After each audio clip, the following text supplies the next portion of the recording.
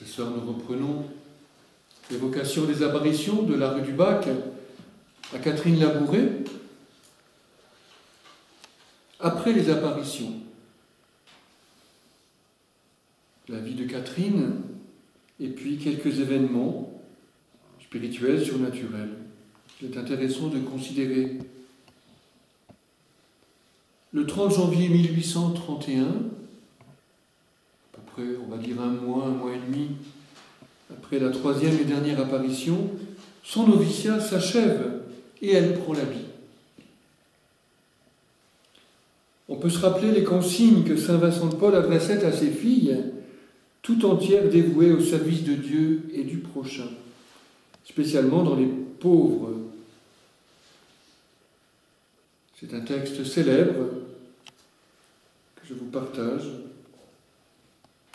Vous aurez, dit-il à ses filles, pour monastère la chambre des malades, pour cellule une chambre de louage, pour chapelle l'église paroissiale, pour le cloître les rues de la ville, pour clôture l'obéissance, pour grille la crainte de Dieu, pour voile la modestie. C'est vraiment une vie religieuse moderne, audacieuse. Donc, Catherine prend l'habit le 30 janvier 1831 et quelques jours après, le 5 février, elle arrive à l'hospice d'Enghien. C'est un hospice qui a été fondé par la duchesse de Bourbon en souvenir de son fils, le duc d'Enghien, qui a été fusillé par Napoléon Ier en 1804. Cet hospice se trouve sur la commune de Reuilly, qui est un faubourg déshérité du sud-est de Paris. On est à 5 km de la rue du Bac. Là, Catherine va servir pendant 46 ans. Maintenant, c'est dans Paris. C'est dans le 12e arrondissement, si je ne me trompe. Au début, trop jeune pour le service des vieillards, on peut résumer l'activité de Catherine dans cet hospice par ces 3 mots: cuisine, jardin et poulailler. Elle aide à la cuisine, elle aime faire le potager. Elle se débrouille pas mal du tout. Et puis elle a une basse-cour et voilà, le jardin va s'agrandir au fil des années, de même que sa basse-cour. Plus tard, elle sera à la lingerie, à la porterie. Et puis, bien sûr, elle servira les vieillards, dont elle sera très aimée. Alors la médaille dans tout cela. À l'automne 1831, donc ça fait un an après la demande de la Vierge à peu près, Catherine entreprend M. Aladel pour la 3e fois. Il est toujours réticent. La Vierge est fâchée, ose-t-elle lui dire. Avec M. Étienne, alors procureur général des Lazaristes, les 2 prêtres parlent de la médaille à l'archevêque de Paris, Monseigneur de Quélen, qui donne volontiers son accord pour que soit frappée la médaille, qui, dit-il, n'a rien que de très conforme à la foi et à la piété. Elle peut contribuer à faire honorer Dieu. Il faut savoir, je ne peux pas le développer maintenant, que l'archevêque de Paris a une belle dévotion à l'Immaculée. Il faut passer aux actes. Aladel établit un modèle ramené aux traits essentiels. Pour l'avers de la médaille, l'invocation à inscrire « Ô Marie conçue sans péché, priez pour nous qui avons recours à vous » invite à graver le type classique de l'Immaculée Conception. Et il va prendre pour modèle la statue de Bouchardon qui se trouve à Saint-Sulpice, mais avec ce rayonnement des mains en plus qui fait la nouveauté de la vision. La Vierge de Bouchardon, donc 18e siècle, avait les mains comme ça, ouvertes et tendues vers le bas. C'était à la fois un tableau et une statue que l'on sortait de temps en temps pour des processions. Et c'est un modèle célèbre. Et c'est à ce moment qu'en consultant Catherine, quant à une éventuelle inscription sur le revers, Catherine donne la réponse de la Vierge elle-même, l'aime, le aime, et les 2 cœurs en disent assez. En mars 1832, une épidémie de choléra empêche la mise en œuvre immédiate du projet. L'épidémie se calme, on peut commencer à travailler à l'établissement, à la fabrication de la médaille, mais la reprise du choléra freine un peu les choses. Ceci dit, entre mai et juin, la fabrication de la médaille est en route. Le bijoutier Vachette livre les 1500 premiers exemplaires le 30 juin 1832. Catherine reçoit sa médaille comme les autres, sans que rien ne puisse éventer le secret. Tout à la joie, évidemment, que la requête de Notre-Dame soit exaucée. Alors il y a quelques différences entre ce qu'elle a vu et puis ce qui apparaît sur la médaille. Nous en parlerons dans la deuxième partie de notre exposé, pas aujourd'hui, mais dans une autre conférence. C'est un sujet intéressant que de parler de ces différences. Comment est-ce qu'elle a réagi aux libertés d'interprétation prises par Aladel, qui avait stylisé le modèle selon la Vierge de Bouchardon. La Vierge de Bouchardon a les mains étendues, celle de la rue du Bac, il y a des rayons qui partent, des bagues qui ornent ses doigts, alors que Catherine a décrit la Vierge avec une boule qui représente le monde dans ses mains, à le niveau de l'estomac, et qu'elle l'offre à Dieu. Vous voyez, il y a quelques dissonances. Mais on pourrait considérer que ces deux images soient des étapes successives. Et puis, tout cela dans une conception générale classique de la représentation de l'Immaculée Conception. Et puis les libertés aussi prises par l'orfèvre, donc c'est vrai que l'Immaculée Conception, avec l'image de la femme couronnée de 12 étoiles, le chapitre 12 de l'Apocalypse, et bien sur l'avers de la médaille, on a la Vierge, mais il n'y a pas de couronne, il n'y a pas de 12 étoiles. Mais l'orfèvre les a mis au dos, tout autour de l'ovale. Donc celle de l'orfèvre qui avait mis sur le revers les étoiles omises sur l'avers, au sens de la représentation classique de l'Immaculée, et puis il a même ajouté 2 petites barres horizontales et même un trèfle qui représente son label. On ne sait pas quelle a été la réaction de Catherine, mais toujours est-il qu'elle est très heureuse. Alors les premières grâces, les premiers miracles. La médaille est d'abord distribuée par les filles de la Charité, au moment où le choléra reprend. Nous sommes en plein Covid-19, eh bien, l'invitation à porter la médaille, c'est une invitation à la confiance aussi, à se confier à Dieu, à lutter de toutes ses forces, bien sûr, contre le mal, à faire tout ce qui est humainement possible, mais à se remettre aussi simultanément à la grâce de Dieu et à garder confiance. Et puis c'est le signe que dans nos épreuves, le Seigneur est là. Dans tous les cas, ça n'est pas magique, le port de la médaille a été accompagné de la prière à Marie. Je vous donne quelques exemples parmi les premiers qui ont été retenus, qui ont été connus. À Paris, à l'école de la place du Louvre, tenue par les filles de la Charité, une fillette de 8 ans, la seule de sa classe à ne pas porter la médaille, avait été seule atteinte du choléra.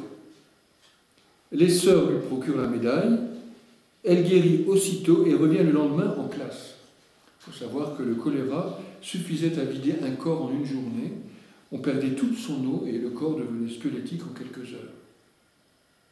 D'où le fait que, ayant le choléra, en quelques heures, elle ne dépérit pas, et au contraire, elle reste en bonne santé, fait qu'elle est guérie, et qu'elle peut, dès le lendemain, reprendre la classe.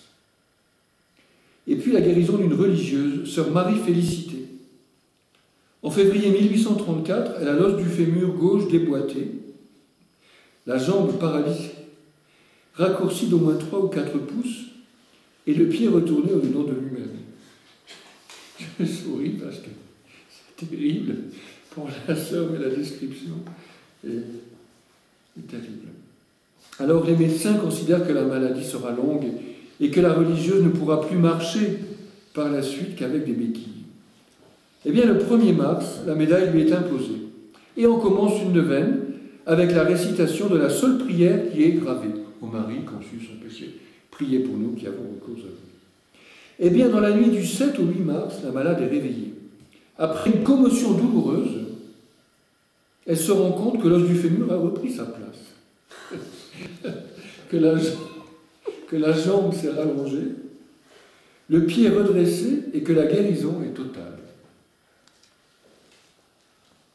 Il y a aussi des conversions.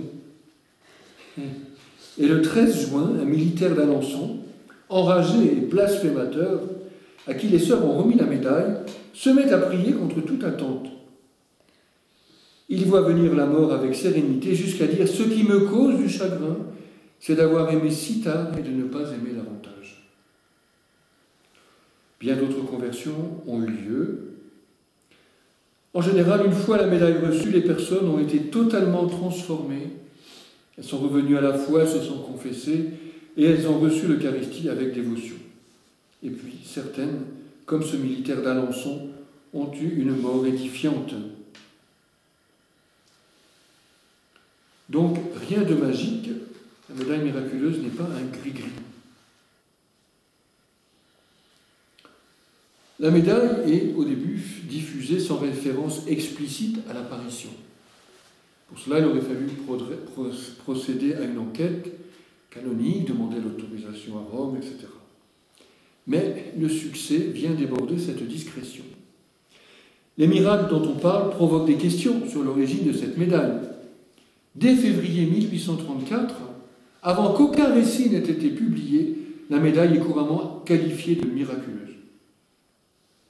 Une première publication a lieu, très sobre, puis d'autres, de plus en plus détaillées, suivront, sans cependant éventer le secret de Catherine. Et les guérisons se multiplient dans différents pays. 7 ans après, en 1839, la médaille s'est répandue à plus de 10 millions d'exemplaires. Et dans l'espace des 10 premières années, entre 1832 et 1842, à plus de 100 millions dans le monde entier. Extraordinaire. Et dans un raccourci, le Routin écrit « Catherine est dans l'action de grâce. La foi qui semblait impuissante guérit, convertit, protège. C'est un réveil pour le peuple dont la tradition religieuse n'a pas été déracinée par la Révolution. La médaille est une Bible des pauvres, un véritable catéchisme. Ça, nous le verrons dans la prochaine conférence. Une icône, le signe d'une présence amie et puissante, celle de Marie dans la communion des saints, dans la lumière du Christ, à l'ombre de la croix, sous le signe du seul amour, figuré en forme de cœur sur le revers de la médaille. Je pense que dans ce raccourci, tout est dit. Vient le moment de l'ouverture d'un procès canonique. La médaille est mondialement connue comme miraculeuse, et on sait maintenant qu'elle est le fruit d'une vision. Alors, la question qui vient, c'est mais qui a eu cette vision? Entre 1835 et 1836, Monseigneur de Quellen, l'archevêque de Paris, ouvre un procès pour avaliser le mouvement des grâces à sa source, en examinant les apparitions, la médaille, les publications, les miracles, les conversions, les témoins. Et quant aux apparitions, tout repose évidemment sur le témoignage du confesseur de Catherine, le lazariste Jean-Marie Aladel, puisque, en effet, le témoignage de la voyante est essentiel, mais que cette voyante ne veut pas parler. Jusque-là, elle a parlé sous le secret du confessionnal et elle refuse de témoigner par discrétion, de comparaître devant l'autorité ecclésiastique, comme de faire sa déclaration au promoteur. Et elle échappe ainsi à toutes sortes d'épreuves. Il faut là certainement voir une décision de sagesse. Apparemment, ce n'est pas la Sainte Vierge qui lui a demandé, mais on n'en est pas sûr, on ne sait pas de toute façon. Mais le confesseur n'insiste pas, et les gens du tribunal ecclésiastique ne vont pas insister non plus et vont comprendre. Peut-être qu'Aladel a aussi ses raisons, peut-être que les différences entre son interprétation et les visions de Catherine l'embarrassent. En tout cas, et pour diverses raisons, l'enquête demeurera inachevée et sans jugement canonique définitif.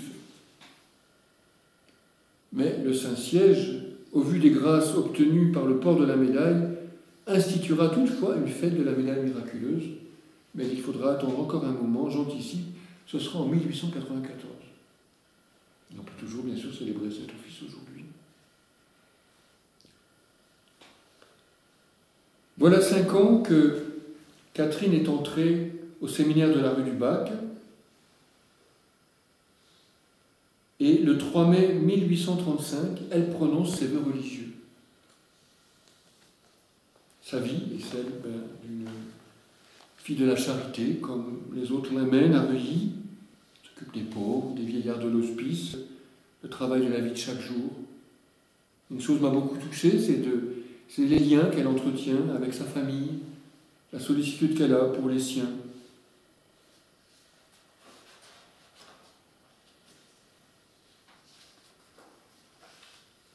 On peut alors faire mention du renouveau qui a lieu dans la famille de Saint-Vincent.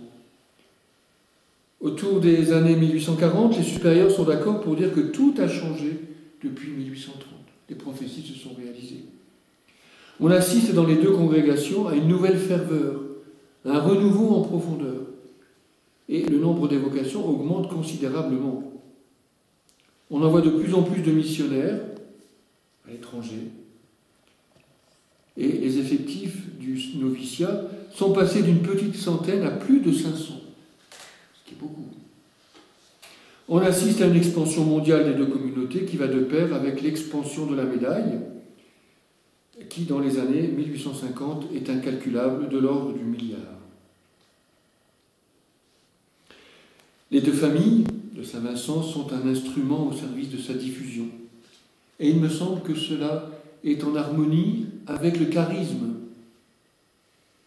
des lazaristes et des filles de la charité. À travers les filles de la charité, eh bien, l'amour de Dieu rejoint l'humanité dans son indigence foncière, le service des pauvres, mais à travers la diffusion de la médaille, eh bien, c'est la Vierge qui vient à la rencontre de l'indigence de tout homme, de toute femme. C'est le cœur du Christ et le cœur de sa mère, qui est aussi notre mère, qui viennent se donner à la misère de l'homme, et cela, frères et sœurs, jusqu'à aujourd'hui encore. Parmi les conversions, les exemples notoires, comment ne pas citer la conversion de Ratisbonne, c'est à Rome en 1842, conversion soudaine. Ratisbonne est un jeune banquier juif alsacien, fiancé, et qui, après avoir porté la médaille miraculeuse à la fois par défi et par amitié, a eu une apparition de la Vierge Marie dans l'église Sant'Andrea delle Frate, telle qu'elle figure sur la médaille miraculeuse. Elle ne m'a rien dit, a-t-il rapporté, mais j'ai tout compris. Il sera reçu par le pape, il va rentrer dans les ordres en 1848, et puis, bien évidemment, il demande à rencontrer la sœur qui a eu la première cette vision. Catherine, elle, a eu la vision de la Sainte Vierge et de la médaille à réaliser, mais lui, il a vu la Sainte Vierge à travers la représentation qu'en donne la médaille. Ce qui, d'ailleurs, avalise aussi le dessin retenu pour la médaille. Mais Catherine a fait le choix définitif de la discrétion et elle refuse. Quelques autres exemples. Ozanam portait la médaille quand il a fondé les conférences Saint-Vincent de Paul en 1833. Et puis il y a aussi le renouveau extraordinaire de la paroisse Notre-Dame des Victoires à Paris, par sa consécration par l'abbé Desgenette à l'Immaculée et la fondation de l'Archiconfrérie du Cœur Immaculé de Marie.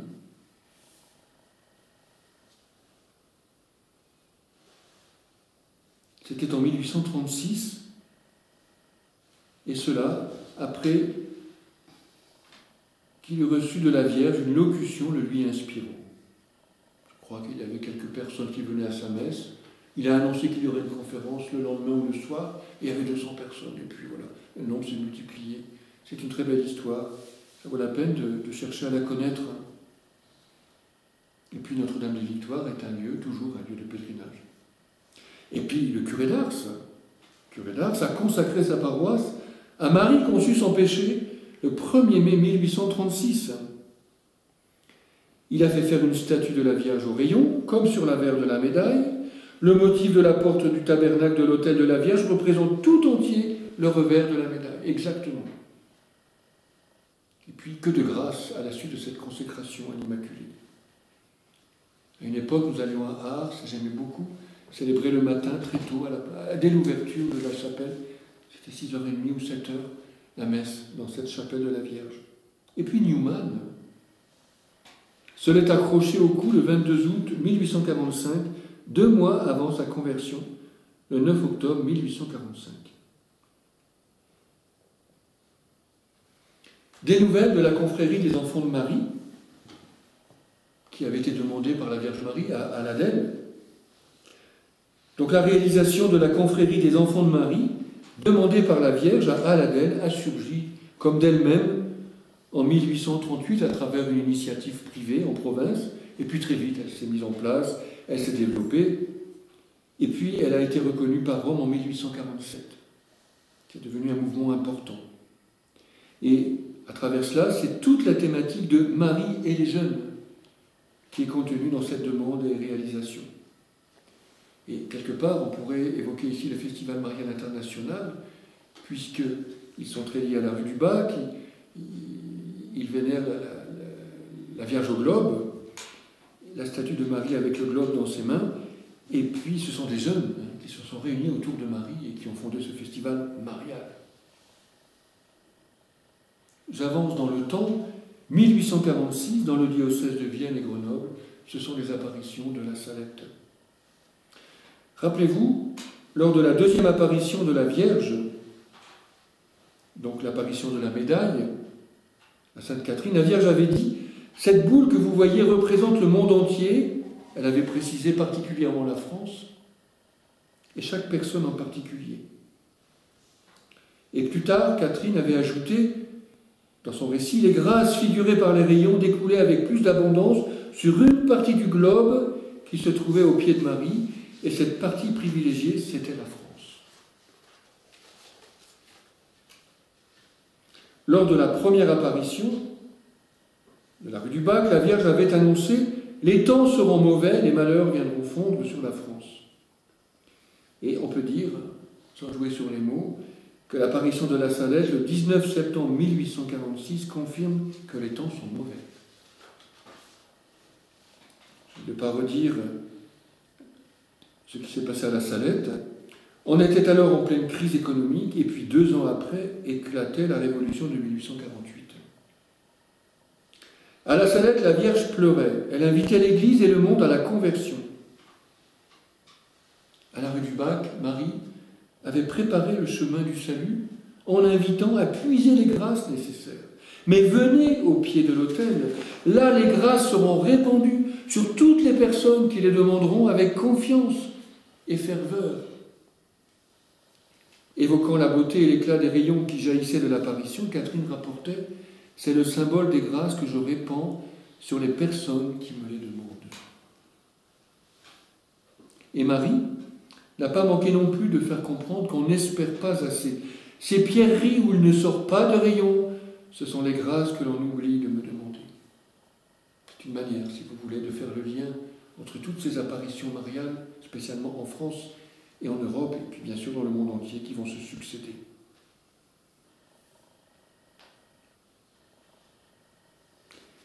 J'ai évoqué la Révolution de 1848, nous voilà en 1848, au seuil de la Révolution, qui verra la chute du roi Louis-Philippe, le 24 février exactement, et l'avènement de la Deuxième République, le lendemain, le 25 février. Et alors, Catherine a une vision de la croix.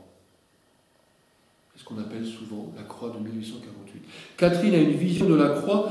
Un crucifix monumental doit être dressé dans Paris.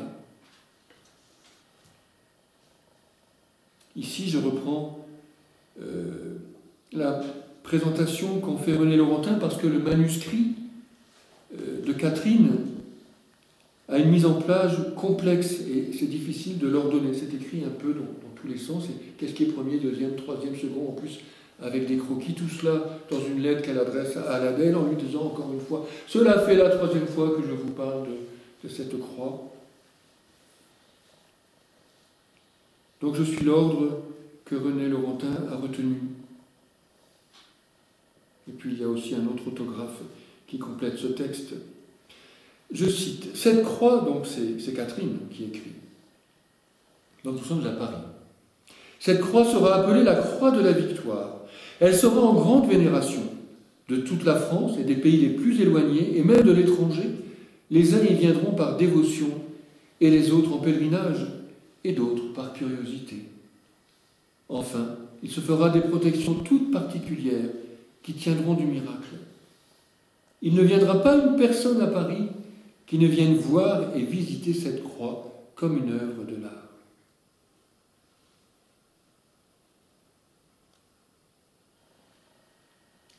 Sur le pied de la croix, il sera représenté toute cette révolution, telle qu'elle s'est passée. Catherine écrit ce texte dans une lettre à Aladel au mois de juillet. La révolution a eu lieu au mois de février, et dans ses écrits, Laurentin parle de cette vision de la croix au seuil de la révolution de 1848. Donc, est-ce que c'est juste avant, juste au début? Je ne sais pas. Toujours est-il que c'est en relation avec la révolution de 1848.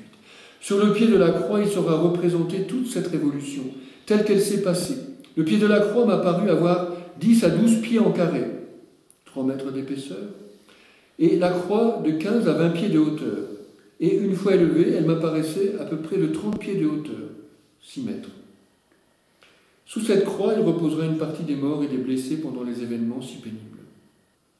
C'est un texte assez étrange, difficile à comprendre, mais je vous le livre tel qu'il nous est parvenu.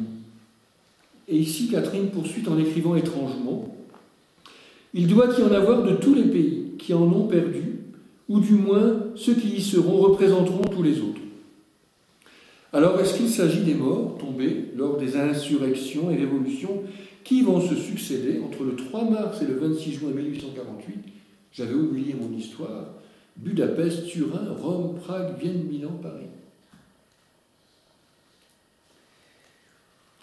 Je ne sais pas. Parmi ces morts, Catherine en discerne un, comme dans sa vision d'ailleurs de 1830. Ici, un bras paraît, une voix se fait entendre qui dit « Le sang coule, l'innocent meurt, le pasteur donne sa vie. » On sait que Monseigneur Affre est blessé le 25 juillet 1848 sur une barricade où il voulait apporter la paix lors d'émeutes des ouvriers. Ces émeutes ont eu lieu entre le 23 et le 26 juin. Donc ce n'est pas directement lié à la révolution de 1848. Et il va mourir le 27 de la suite de ses blessures. Donc, on peut faire un lien. La croix m'a paru de toute beauté. Notre Seigneur était comme s'il venait de mourir. La couronne d'épines sur sa tête, les cheveux épars dans la couronne, par derrière, la tête penchée du côté du cœur. La plaie du côté droit me paraissait avoir 3 travers de doigts en longueur, et tombe des gouttes de sang. Cette croix m'apparaît d'un bois précieux, étranger et garni en or ou doré. La vision vive et pleine d'espérance, commente René Laurentin. Durant l'apparition du 19 juillet 1830, la Vierge avait dit « Mon enfant, la croix sera méprisée, on la mettra par terre, le sang coulera, on ouvrira de nouveau le côté de notre Seigneur. Les rues seront pleines de sang, Monseigneur l'archevêque sera dépouillé de ses vêtements. » Cela a eu lieu en 1830 pendant les 3 Glorieuses, mais on voit bien qu'il y a des similitudes avec cette vision. On retrouve des choses en commun avec cette vision de la croix en 1848. Revenons en 1848. Catherine ajoute un croquis pour matérialiser l'emplacement de la croix et elle met en légende. Au moment où la croix s'était levée, parcourant une partie de Paris pour jeter la terreur dans les cœurs, et venant s'arrêter devant Notre-Dame, elle était portée par plusieurs hommes qui m'apparaissaient avoir des figures courroucées. Enfin, ils ont abandonné la croix. Elle est tombée dans la boue et ils se sont enfuis. Il m'a semblé qu'un saisissement intérieur les avait fait partir et abandonner tout. Cette croix est couverte d'un voile de crêpe. Cette vision, dit Laurentin, Catherine l'exprime de la même manière que celle du cœur de Saint Vincent, avec des couleurs. Je cite, « Il est question d'une livrée de la nation qui est attachée à la colonne de la croix », écrit Catherine. Cette même voix se fait entendre et continue. « Le blanc qui touche sur la tête de notre Seigneur, c'est l'innocence. Le blanc, c'est l'innocence voltigeant sur la couronne d'épines, dit un autre texte. Le rouge, c'est le sang qui coule, en montrant du doigt le sang. Le bleu, c'est la livrée de la Sainte Vierge. » On pense bien sûr aux couleurs du drapeau français, mais dans un ordre inversé. Catherine donne ses visions telles quelles, sans les raisonner ni les ordonner. Et c'est vrai qu'elles sont difficiles à comprendre, à recevoir, à interpréter. C'est pour ça aussi qu'on n'en parle pas souvent. Quel lien entre cette image de profanation, apparemment, et la croix triomphale qui est à ériger? Questionne René Laurentin. Est-ce que c'est un acte réparateur? Eh bien, on ne sait pas. Elle ne précise pas, et tout cela peut nous paraître étrange aujourd'hui. Laurentin, qui est un précieux journaliste aussi, entre guillemets, tente de contextualiser la vision de Catherine, et il rapporte, pour ma part je l'ignorais totalement, qu'en ce milieu du XIXe siècle, eh bien, au milieu du XIXe siècle, parce qu'on a bien vu qu'en 1930 ce n'était pas le cas, la croix avait un prestige et une grande popularité. Parce qu'il y a eu des apparitions de la croix. Par exemple, une des plus célèbres, c'est l'apparition d'une croix lumineuse dans le ciel à Migné, dans la Vienne. C'était en 1826. Et puis il y a eu des érections de calvaires par milliers, etc. Et, le plus surprenant, en pleine révolution de 1848, donc le 24 février, il y avait eu comme une sorte de procession où la croix avait été portée en triomphe par les insurgés du palais royal saccagé à la paroisse voisine, de même que des vases sacrés. Je ne me rappelle plus, je ne sais plus si c'était un jeune prêtre ou un séminariste, se trouvait là avec les insurgés, et puis il y avait la chapelle, il y avait la croix, les vases sacrés, etc. Et il a vu la croix, il a voulu la prendre, et puis il a dit, voici celui qui vous sauve, et les insurgés ont acclamé, et sont tous partis en procession jusqu'à l'église la plus proche pour déposer la croix ainsi que les vases sacrés dans cette église. Donc en 1848, à la différence de 1830, le peuple révolutionnaire de Paris acclamait spontanément la croix du Christ. S'il en avait dressé le calvaire demandé, peut-être qu'il aurait eu un rayonnement analogue à celui de la médaille, on ne sait pas. En tout cas, cette vision recentre tout sur la source du salut et de toutes les grâces, c'est-à-dire le Christ rédempteur. Et puis ces descriptions sont très belles. C'est à la fois... il y a un contenu profondément mystique, théologique, et puis très poétique. Mais ce projet de la croix, alors ça, vraiment, on peut comprendre, on n'a pas trouvé d'écho chez M. Aladel, et fut enterré. Mais Catherine aura soulagé sa conscience, elle n'en reparlera plus. Alors, je recite Catherine, son témoignage. « De toute la France et des pays les plus éloignés, et même de l'étranger, les uns y viendront par dévotion et les autres en pèlerinage, et d'autres par curiosité. Il ne viendra pas une personne à Paris qui ne vienne voir et visiter cette croix comme une œuvre de l'art. » En échange, on a eu la Tour Eiffel, qui a été érigée en 1889, d'ailleurs, 100 ans juste après la Révolution de 1789, mais aussi le Sacré-Cœur de Montmartre. Alors, les travaux, ça a été de 1875 à 1914. Bon, mais Notre-Dame aussi, qui est quand même tellement visitée. D'ailleurs, l'incendie de Notre-Dame a bien manifesté l'amour pour Notre-Dame et pour Paris et pour la France à travers le monde entier. Frères et sœurs, ce qui est frappant, et c'est bon de le réaliser d'une manière théologique, c'est l'importance de la croix dans les apparitions et les messages de Catherine. Nous trouvons la croix dans l'apparition du Christ roi, le 6 juin 1830, dans celle de la Vierge du 18 et 19 juillet 1830. La croix figure sur le globe que la Vierge tient dans ses mains, décembre 1830. Elle couronne le revers de la médaille. Et le point commun, commente Laurentin, c'est l'alliance de la souffrance et de la gloire, des malheurs sanglants et du triomphe de Dieu, dont la protection est plus forte. L'espérance domine toujours le drame. Même les révolutions sanglantes conduisent à Dieu, et s'il y a des épreuves sans nombre, il n'y a pas de destin aveugle. Et puis cette vision, comme celle de la Vierge, rayonnante du soleil de justice, Apocalypse 12, s'inscrit bien aussi dans la ligne du message, de l'Apocalypse, où l'agneau apparaît à la fois comme immolé et glorieux. Pensons au tableau de Van Eyck, c'est Van Eyck, je crois, l'agneau mystique. La femme triomphante au ciel, couronnée d'étoiles, elle a le manteau pour soleil, est aussi dans les douleurs de l'enfantement. Et puis n'oublions pas que l'Immaculée est par anticipation le don du Christ en croix, le fruit du sang du Christ. Et puis une sœur de Catherine en religion, sœur Minon, disait que Catherine aimait beaucoup faire le chemin de croix.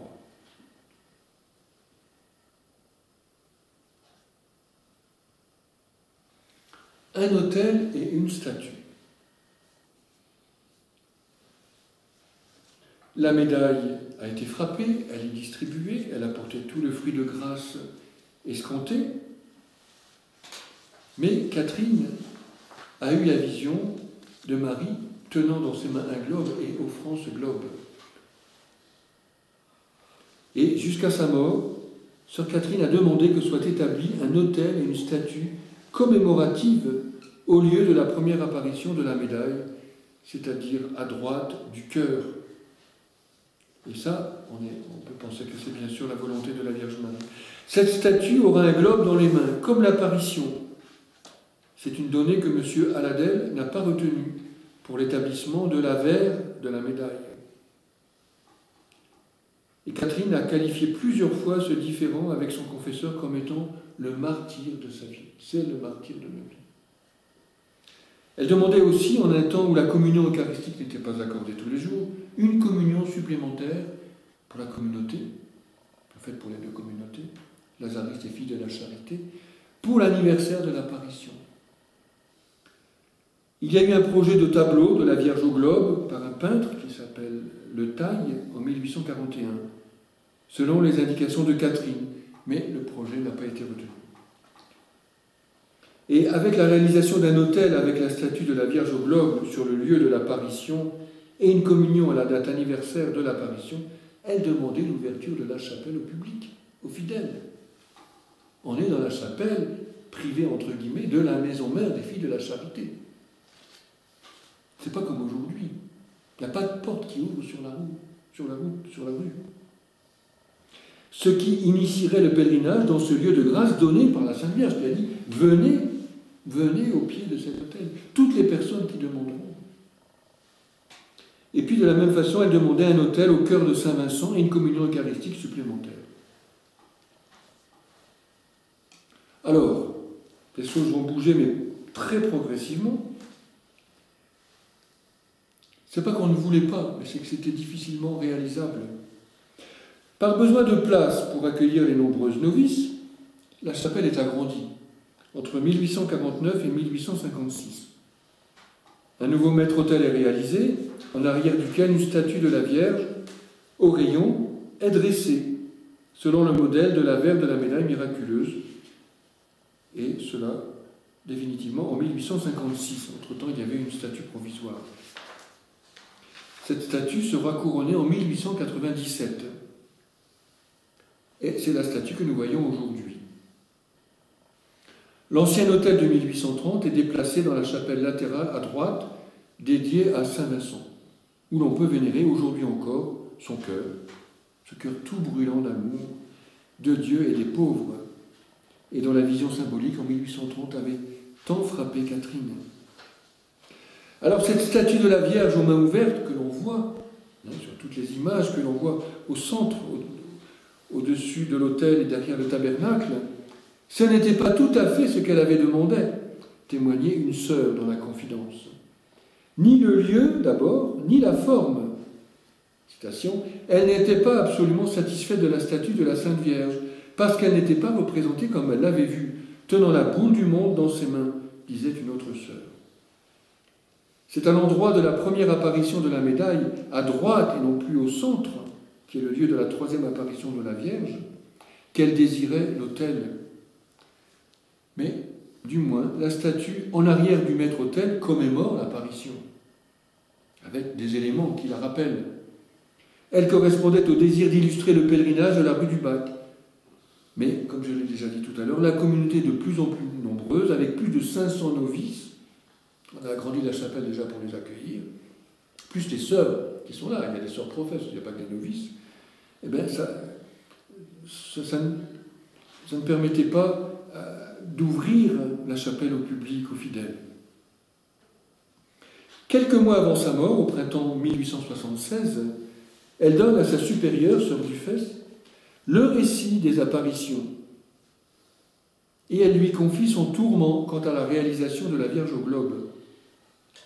Toutes les deux devisent sur les contradictions qui apparaissent entre la représentation de la Vierge sur l'avers de la médaille et la vision de la Vierge au globe, qui sont difficiles à accorder dans une seule représentation. Mais Catherine répond cependant qu'il ne faut pas toucher à la médaille miraculeuse, qui a été source de tant de grâce depuis plus de 40 ans. Il faut faire une statue et l'adresser au-dessus d'un autel au lieu même de l'apparition, c'est-à-dire à droite. Alors, à la demande de sœur Dufesse, les supérieurs refusent, parce que ça ferait 2 statues de la Vierge dans une même chapelle. Mais rien n'empêche que le modèle soit réalisé pour la maison de Reuilly à titre privé.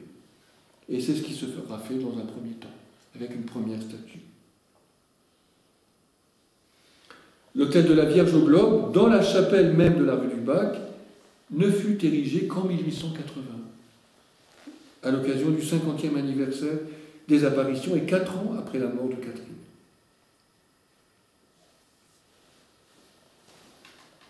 Mais il y a encore un autre désir dans le cœur de Catherine, c'est de voir honorer Marie comme reine de l'univers. Catherine avait une autre requête encore, que Marie soit honorée comme reine de l'univers. Et dans un autographe qui n'est pas daté, elle rapporte une conversation qu'elle a eue avec M. Étienne à ce propos. Je cite, « Une des dernières fois que j'ai vu notre bon père Étienne, il me dit « Eh bien, ma sœur Catherine, la Sainte Vierge vous a-t-elle dit quand est-ce qu'elle voulait être honorée sous ce titre? Quand elle vous le dira, nous ferons ce qu'il faut. Priez pour cela. La Sainte Vierge veut quelque chose de vous. »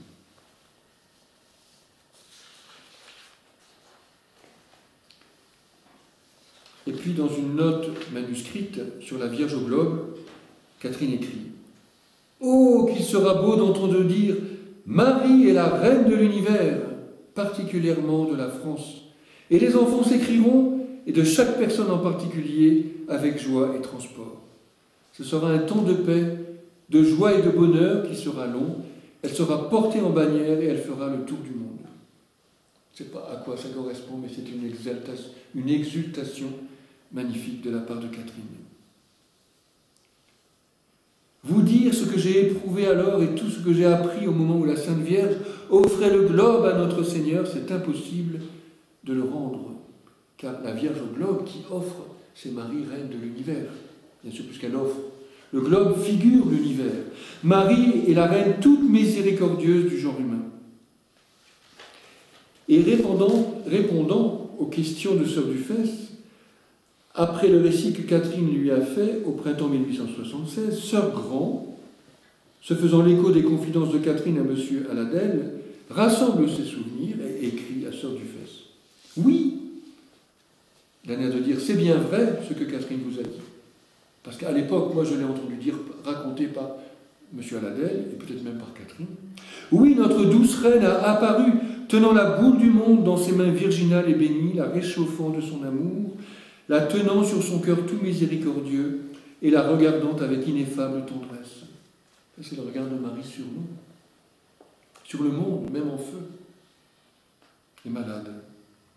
La sœur a surtout insisté sur les apparitions tenant la boule dans les mains ou l'ayant sous ses pieds, couvrant le monde de grâce ou le dominant encore comme reine et dominatrice, le couvrant de ses trésors et comme mère tendre et compatissante, le gardant sur son cœur, le réchauffant avec sa tendresse. On peut dire, en un certain sens, que Catherine a été exaucée par la réalisation de la Vierge au globe, qu'on a baptisée, après la mort de Catherine, la Vierge puissante. Vous pouvez trouver ça dans les écrits. Quand on parle de la Vierge puissante, on parle de la Vierge au globe. C'est une autre manière d'exprimer ce que Catherine disait par le titre de Reine de l'univers ou encore de Reine du monde. La royauté de Marie, comme la protection aimante qu'elle exerce sur le globe tenu entre ses mains, Catherine les réfère toujours à 3 termes dans ses écrits: le monde entier, la France et chaque personne en particulier.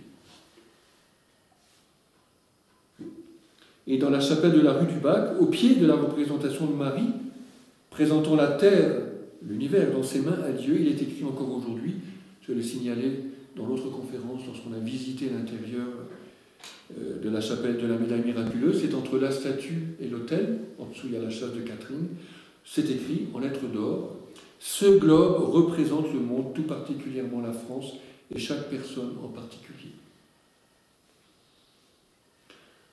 On peut faire aussi le lien avec la Vierge couronnée qui est au-dessus du maître-autel.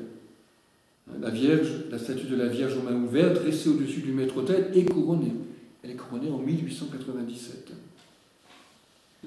On ne parle pas de couronne dans les apparitions, c'est après coup qu'elle est couronnée. Cela signifie et manifeste d'une autre façon, par une autre représentation que la statue au globe, la royauté de Marie.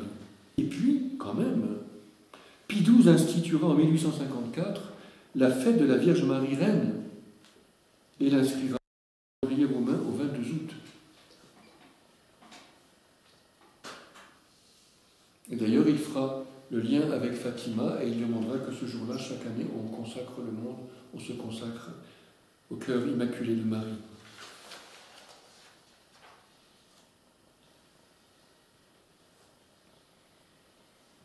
Enfin, les apparitions de Lourdes. Bernadette, Catherine, et c'est la même Vierge Marie.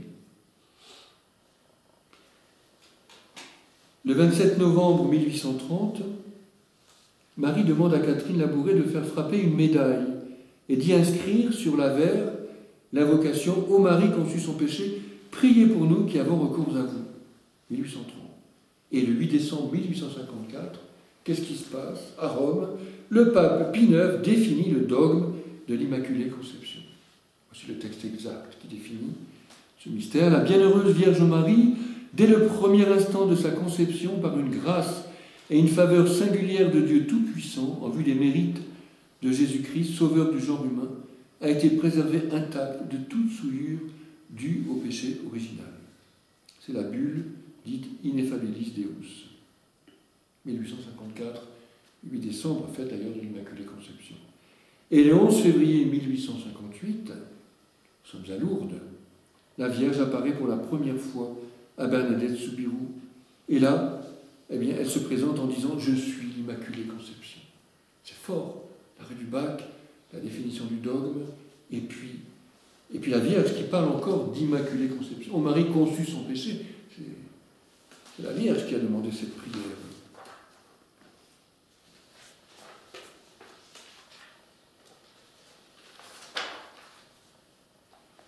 Quand Catherine a entendu parler de l'apparition de Lourdes, en 1858, elle a dit aussitôt « c'est la même ». Alors, tout aux gens avec qui elle était de mèche, évidemment. Sa supérieure le savait. Et Sœur Dufesse. Ce qu'il y a de plus extraordinaire, écrit Sœur Dufesse, sa supérieure, c'est que sans avoir lu aucun des ouvrages publiés, ma sœur Catherine était plus au courant de tout ce qui s'était passé que les personnes qui avaient fait le pèlerinage. On n'a pas dit qu'elle faisait de la bilocation. Mais vous savez, dans ces émotions intérieures, dans ce sentir intérieur, l'Esprit Saint et en Marie, il y a des choses qui sont goûtées, et puis c'est le secret de Catherine. Catherine confiait à une sœur, sœur Tranchemère, sa compagne, dire que ces miracles pourraient avoir lieu dans notre chapelle, en parlant des miracles de Lourdes, parce que la chapelle n'est toujours pas ouverte au public. Elle aurait dit pareillement à sœur Milon, si les supérieurs avaient voulu, la Sainte Vierge eût choisi notre chapelle.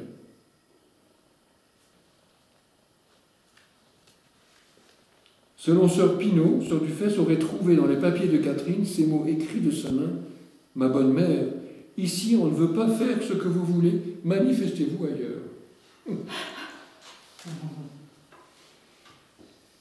Alors ça ne veut pas dire que les apparitions de Lourdes ont eu lieu parce qu'on n'a pas ouvert la chapelle de la rue du Bac aux fidèles et au public. Mais bon, la douleur de Catherine, et puis toutes ces années, tout ce délai, il a fallu des décennies pour arriver au but. Elle exprimait son chagrin que la chapelle de la rue du Bac ne soit pas ouverte au public, ce qu'interdisait la prospérité même de la congrégation, où la chapelle était trop petite pour les nombreuses sœurs et les 500 novices. On a bien essayé à un moment de voir si on ne pourrait pas faire une ouverture sur le côté et puis d'accueillir de temps en temps un certain nombre de personnes, mais ce n'était pas facile.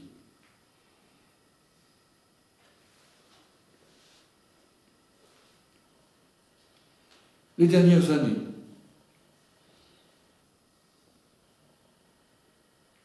la guerre de 1870 et la Commune, fin 1870 et 1871.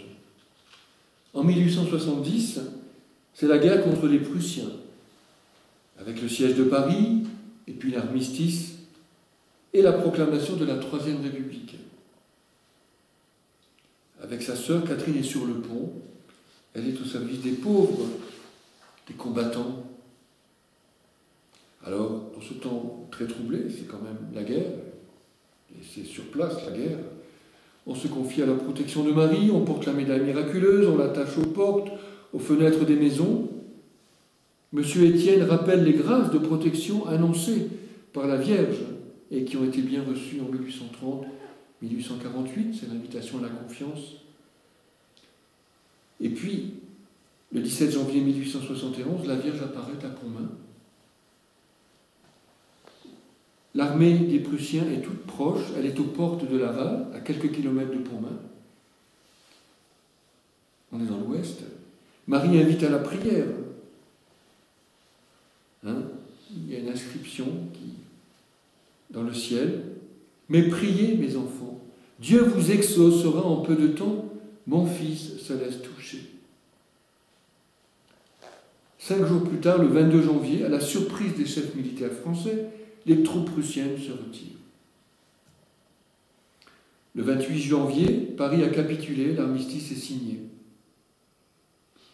Et au cours du mois de mai, les 38 jeunes mobilisés rentreront sains et saufs au village de Pontmain. Et puis c'est intéressant, c'est durant ce mois de janvier qu'a été fait le vœu national d'édifier la basilique du Sacré-Cœur de Montmartre. La construction a commencé en 1875 et elle s'est achevée en 1914, au début d'une autre guerre. Et puis, en 1871, c'est la Commune qui, de fait, est une autre guerre. Une guerre civile, mais terrible. La réaction contre l'ancienne société implique un anticléricalisme et un antichristianisme féroce, c'est peu de le dire. Alors là, les cornettes n'ont plus leur place dans la société. Elles sont menacées. Le pessimisme les gagne. Et voilà Catherine qui rassure les siens. La Vierge veillera, elle gardera tout. Il ne nous arrivera aucun mal. Il faut prier pour que Dieu abrège les mauvais jours, même s'ils vont être sérieusement malmenés et de manière dangereuse. Sans exception de camp et de personnes, Catherine distribue des médailles aux partisans du gouvernement versaillais de Thiers, de même qu'aux communards. Et puis le 24 mai, Monseigneur d'Arbois, archevêque de Paris, est fusillé avec ceux qui sont retenus comme lui en otage. Plusieurs prêtres et des jésuites aussi, et puis des fidèles, des laïcs. Catherine, rappelez-vous, avait entrevu sa mort depuis 40 ans. Durant cette année terrible, de juillet 1870 à juin 1871, la protection promise par la Vierge s'est avérée.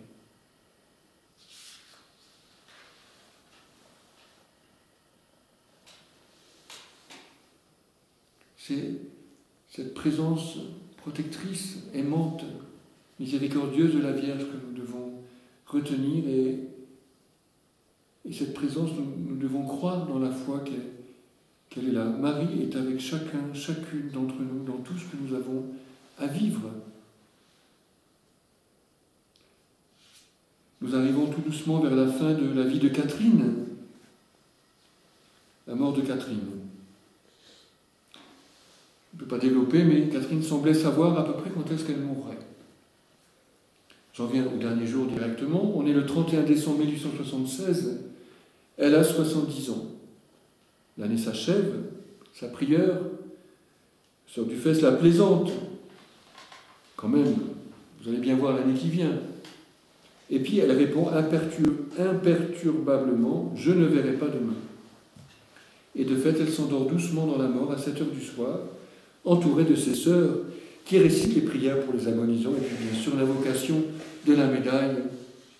Ô Marie conçue sans péché, priez pour nous qui avons recours à vous. Catherine est heureuse d'aller rejoindre, selon une de ses dernières paroles, et l'ordre est important, notre Seigneur, sa mère et Saint Vincent. Un sourire, 2 grosses larmes sur son visage, et c'est fini, on lui ferme les yeux.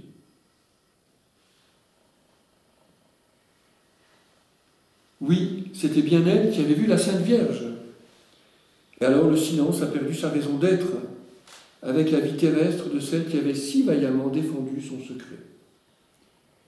Le soir même, au réfectoire, sœur Dufesse lit le récit autographe de la première apparition de la Vierge que Catherine avait écrit pour elle, le 30 octobre, après la confidence.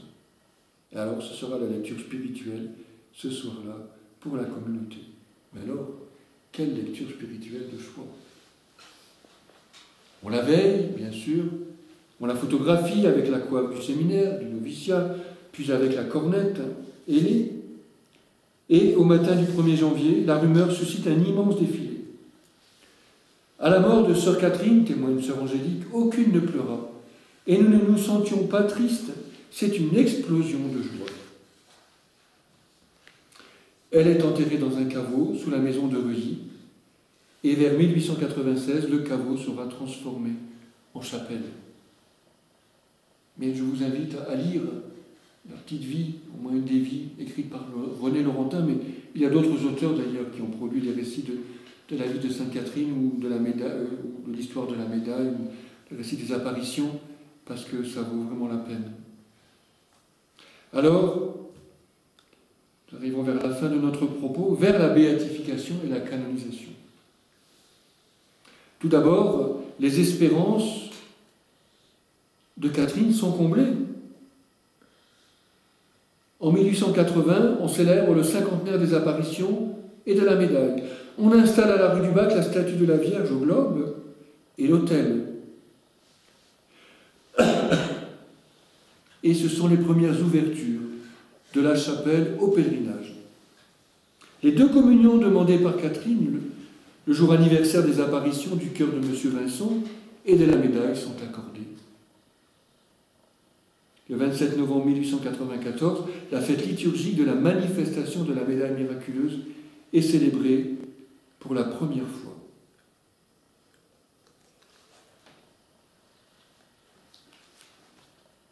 « 40 ans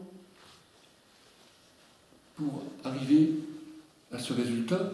On se doute bien que c'est pour que ça continue dans le temps et que toutes ces grâces qui ont été accueillies, qui ont été cristallisées, qui sont signifiées à travers les éléments comme la rue du Bac, la chapelle, les statues, la médaille, eh bien c'est pour nous aujourd'hui. Et puis tout cela a été porté par une femme remarquable, d'exception, exceptionnelle de pauvreté, de simplicité, de douceur, d'enfance. Et le 13 avril 1896 s'ouvre le procès informatif de la cause de béatification de Catherine. Je voudrais rappeler que Catherine a été gratifiée, c'est pas ça qui la rend sainte, mais c'est quand même exceptionnel et on ne le sait pas habituellement, en tout cas on n'en parle pas couramment, elle a été gratifiée de charismes.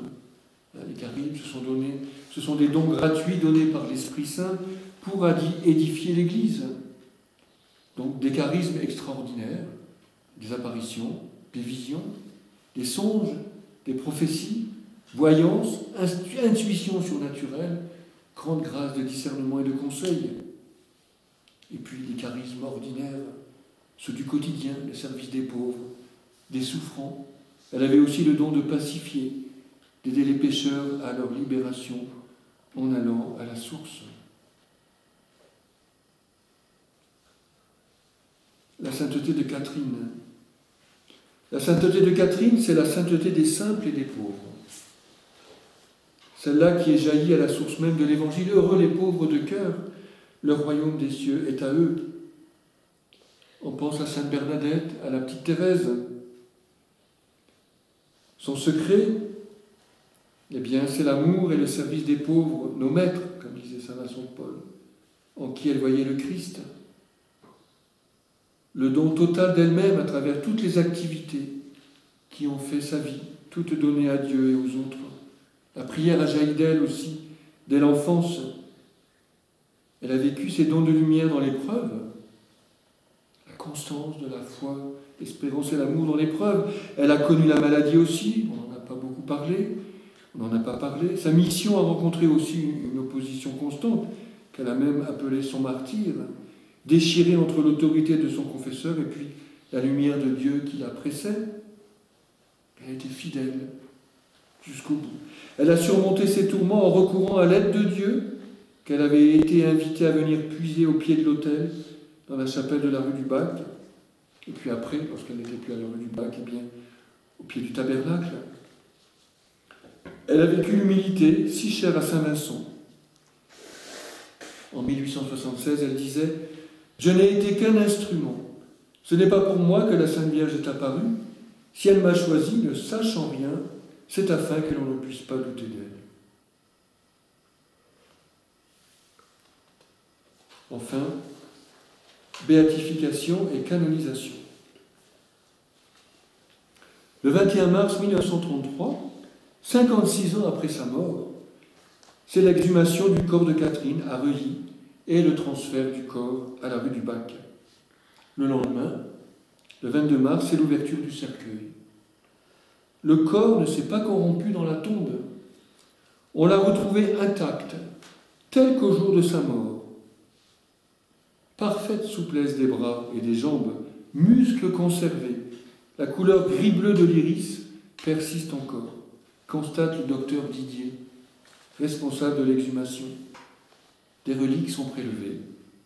Le corps est conservé et déposé dans la châsse sous l'autel de la Vierge puissante ou Vierge au globe le 13 juin 1933 dans la chapelle de la rue du Bac où il se trouve aujourd'hui encore. Catherine est béatifiée par Pie XI le 28 mai 1933 et c'est Pie XII qui la canonise le 27 juillet 1947. L'Église la fête le 28 novembre.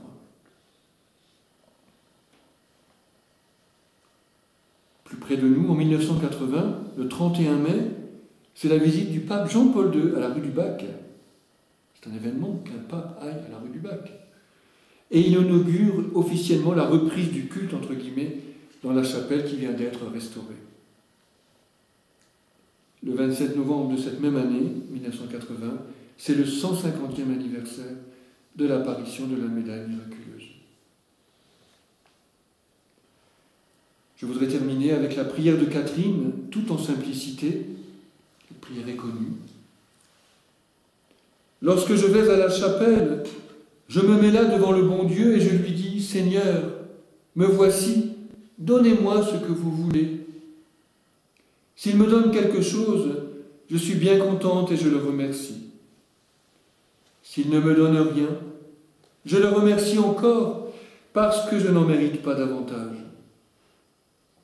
Et puis je lui dis alors tout ce qui me vient dans l'esprit.